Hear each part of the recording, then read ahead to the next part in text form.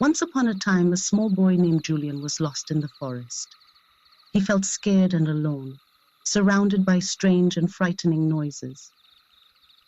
Yana, a fairy, watched him from afar. Fear gnawed at Julian's insides as he realized he could not find his way back to his parents. Earlier that day, he had been amazed at the towering trees and rustling leaves. Distracted by butterflies and excited by insects he had never seen before. But now it was dark, and he just wanted to go home. With every rustle of the leaves and snap of twigs, Julian's fear grew, imagining all sorts of monsters lurking in the darkness. He dared not make any noise, refusing to draw attention to himself. Julian sat down, tired and afraid. He pressed against a tree, hoping to hide from whatever was out there, making those scary noises. On the other side of that very tree, Yana was just as afraid. She knew how dangerous humans were, how dangerous their metal contraptions were, but she was also worried about this one. She wanted to help, but was nervous. Yana had been following him for a while now, observing him from a distance. She had a sense of unease and hovered nervously, fluttering from tree to tree, unsure of how to approach the situation unfolding before her.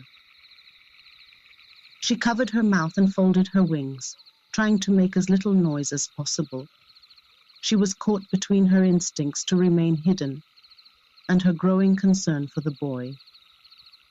The strangeness of the situation and the magnitude of the task ahead weigh heavily on her shoulders. Yet despite her initial reluctance, a flicker of determination ignites within Yana's heart when she hears it. Weeping. Finally, she gathered her courage and approached Julian gently. "What's wrong?" she said. "I can take you to Papa. He can help." He froze at the sound, but to his amazement, it was not an animal of the forest that emerged from the shadows to hurt him. It was a girl. Feeling relieved, Julian held Yana's hand gratefully and stood up to go with her. Suddenly, her beautiful wings unfolded, shining like jewels in the moonlight, peeking through the trees. Seeing large wings appear on the little girl's back shocked Julian, but her gentle voice talking about her papa encouraged him to follow her. The human child had not spoken a word since she found him. He tried to, but no sound came out. But he did nod his head yes or shake his head no whenever she asked him something. They finally reached a big clearing, where a tree, larger than anything Julian had ever seen, stood tall and proud. As they approached, the air seemed to hum with magic. The leaves whispered, and he felt safe for the first time in hours. At last, they reached a huge door carved into the huge tree. Yana knocked on the door, the boy holding her hand tightly. "Papa!" She called out, "I need your help." her voice echoing. Suddenly in the doorway, there stood the largest man Julian had ever seen. Papa had antlers that reached towards the sky above him, and the feet of a goat. He looked wise, and his smile was wide and his eyes sparkled as he looked at the child standing next to Yana. "Welcome, little Yana. And who do you have with you?" Yana felt a sense of relief wash over her as she gazed up at Papa Bois. After Papa Bois listened to Yana, he clapped his hands together and whistled loudly.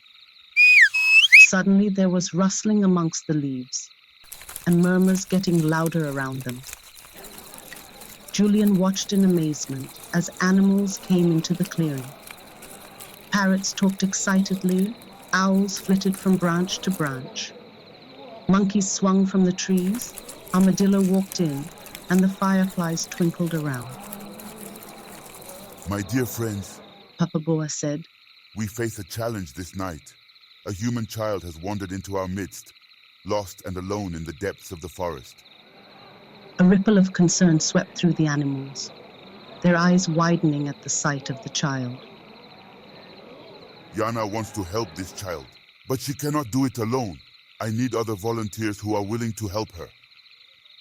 At first, Yana was surprised Papa called her name. She was not brave at all. She tried to slip behind Papa so she could not be seen, but the child held her hand so tightly she could not move. With his words hanging in the air, Papa Bois looked out upon the gathered creatures, his gaze steady and unwavering. And one by one, animals stepped forward, offering their services in this noble quest. Papa Bois was pleased. Thank you, my friends. While this was happening, hidden among the shadows lurked two ocelots, sleek, silent predators who prowled the forest under the cover of night. These cats, with their gleaming eyes and twitching tails, watched with growing resentment as Papa Bois gave his attention to the little human child. This was an intruder, an outsider who threatened their home. They whisper angrily, making a plan to get rid of the human child for good, because they did not trust humans. Humans had hurt them in the past. This one would do the same.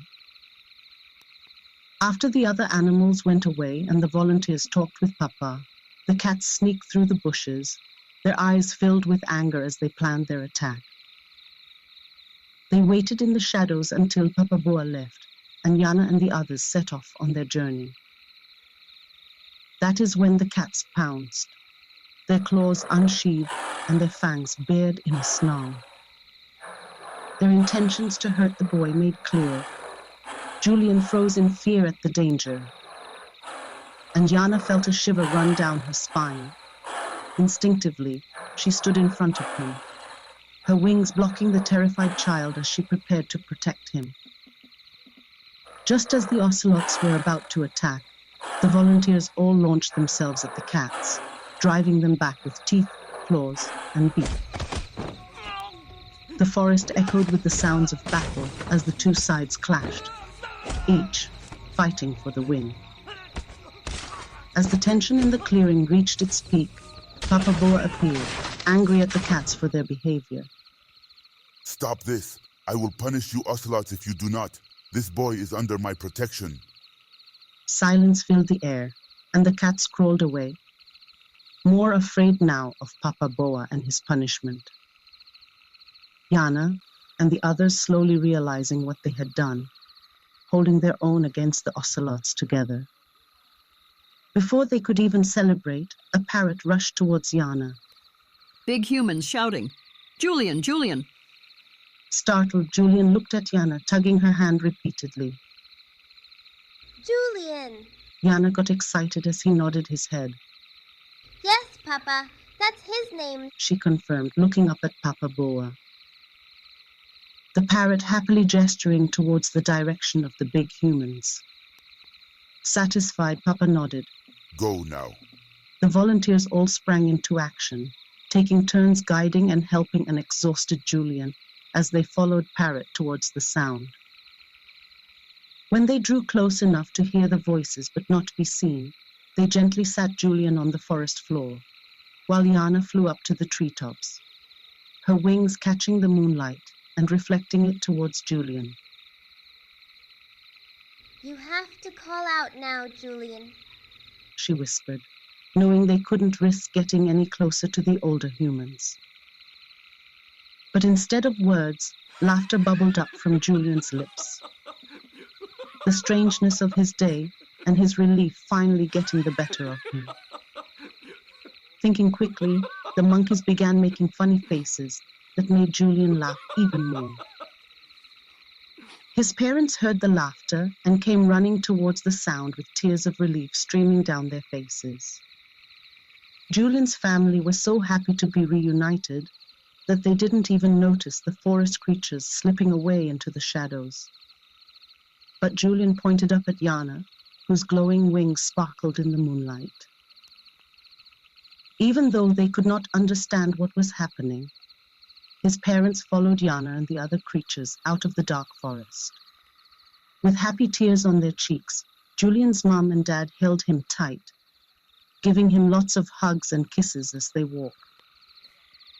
When they reached the edge of the forest, Julian looked back and said weakly, Thank you all, and especially you, Yana. Even though they had a million questions about what happened, his parents held his hands tightly and also said thank you towards the forest. This gratitude surprised her, and she rejoiced with the other protectors. So they all decided to head back to Papa Bois to update him. But the news of their encounter with the ocelot spread, along with the news of the boy and his family. And when they got to the clearing, there was a celebration in full swing. And as they arrived, there were cheers and applause from the assembled animals. Papa Bois clapped the loudest. Welcome back. Exclaimed a wise old owl, fluffing his feathers in excitement. Your courage saved the child.